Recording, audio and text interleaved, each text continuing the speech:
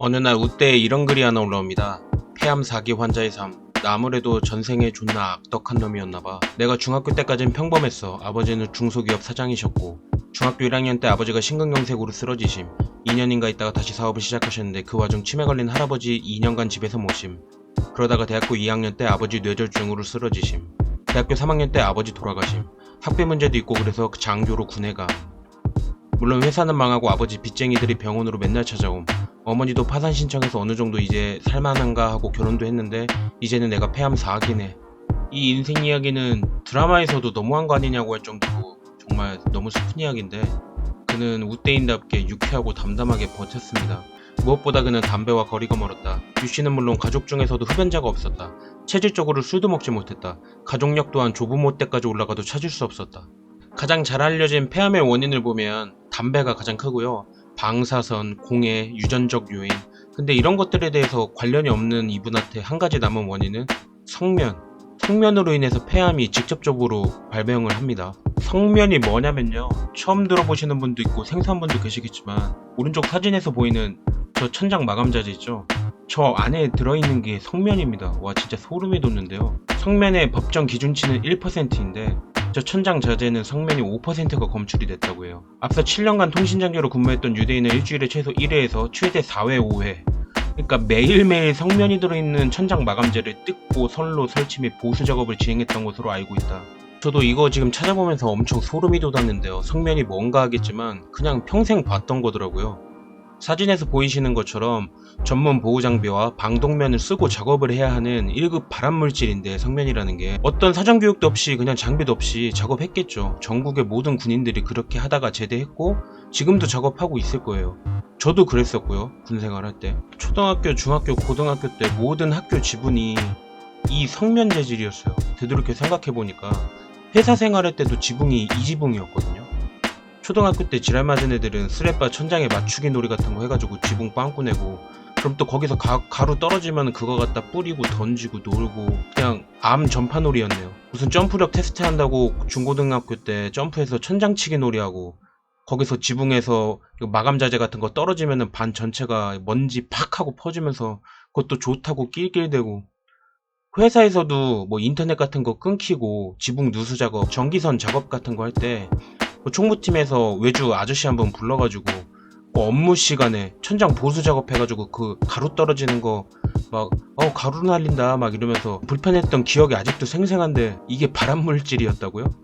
와 이거 뭐지? 시내 중심에 있는 그 재건축 공사 현장에 가도 먼지 날리고 그 다음에 이런 마감 자재들 막 흩뿌려져 있는데 여기에 있는 백성면이 40% 함량이라고 해요. 정말 저희 어떻게 되는 거죠 나중에? 다시 본론으로 돌아와서 이분은 2017년 8월 24일까지도 생존해 계셨음을 알 수 있습니다. 우대 게시판에 조만간 한강 갈 예정임. 본인이 죽을 수도 있다는 걸 이렇게 또 우회적으로 표현을 하셨어요. 유쾌하시게. 다행히 신약 임상약이 잘 들어서 아직까지는 살고 있어요. 국방부 소송도 승소했고 국가유공자만 남았는데 요새 이것 때문에 골치 좀 썩고 있어요. 니네는 꼭 건강해라. 돈도 중요하고 이것저것 중요하겠지만 몸이 튼튼해야 어디든 가니까 건강해라. 인생 뭐 없다. 건강하면 된다. 그래서 날씨 따뜻하면 동네 공원도 가보고 남동네도 가보고 그러는 거야. 결국 성면질환에 걸린 후 병마와 싸우면서도 긍정과 웃음의 힘을 놓지 않으셨던 이제 우대 아이디 작전 주식의 신님께서 하늘의 별이 되셨는데 본 자료를 준비하면서 성면 폐암에 대한 공포감도 엄청 컸지만 역시나 정부에 대한 빡침이 제일 컸습니다.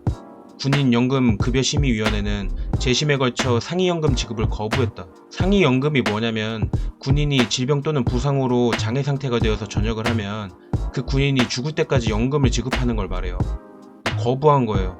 그 이유가 뭐냐면 보통 10년에서 30년 동안 장복기를 거쳐서 폐질환이 나타내는데 너무 빨리 암에 걸렸다. 또 성면에 얼마나 노출됐는지 확인할 수 있는 업무 기록이 9건밖에 없다. 일란성 쌍둥이가 건강한 점, 폐암에 대한 가족력이 없다는 점, 가족 중 흡연자가 없다는 점, 술, 담배를 하지 않는다는 점은 건강한 신체라는 것이 근거보다는 추단에 가깝다는 것이다. 이 사건이 커뮤니티를 통해서 널리 퍼지고 수면 위로 올라오면서 언론에서도 좀 집중적으로 다뤄줬는데요. 그 이유 때문인지 법원이 결국 유씨의 손을 들어줬습니다. 유씨가 일한 건물 천장에서 성면의 법정 기준치인 1%를 넘는 5%가 나왔기 때문인데요. 그래서 결국은 분산대로 승소를 했어요. 너무 다행입니다. 성면은 슬레이트 지붕과 같이 건축자재나 자동차 브레이크 등 생활 속 다양한 분야에 많이 사용돼 왔지만 건강에 미치는 유해성으로 전 세계적으로 사용을 규제하고 있으며 우리나라에서도 몇 년 전부터 우리나라는 불과 몇 년 전부터 이 같은 움직임에 동참을 하고 있어요. 그래서 재건축장에서 발생하는 성면이 작업자와 인근 주민에게 노출될 수 있는 데다 성면으로 인한 암은 노출을 최소 30년에서 40년 지나요. 그러니까 초등학교나 중학교 때 노출이 됐으면 그게 한 50살 먹어서 발생하는 거예요. 앞으로 환자 수가 매우 많을 것이며 이 환자들을 빨리 찾아 치료하는 것이 중요하다고 말했다. 예산 부족으로 5,000동밖에 해소가 안 됐습니다. 25,000동이 남아있는데 현재 예산으로는 30년이 걸린다고. 그러니까 예산이 부족해서 아직도 군대는 지금 성면으로 된 데서 아직도 생활을 하고 있는 거예요. 그렇게 추경 예산을 많이 쓰는데 왜 이런 건 안 하는지 모르겠네. 변호인은 모든 것을 당사자가 준비해야 하는 현 시스템에서는 유대인처럼 미리 준비한 사람이 아니면 인정받기 어렵다. 군인들에 대해서는 보훈처에서 전향적으로 판단을 해야 한다고 밝혔다. 이게 당연한 얘기인 게 좀 우리 군인들 열악한 환경에서 근무하는데 이런 보훈 처리라도 당연히 좀 적극적으로 해야 되는 거 아닌가요? 와 진짜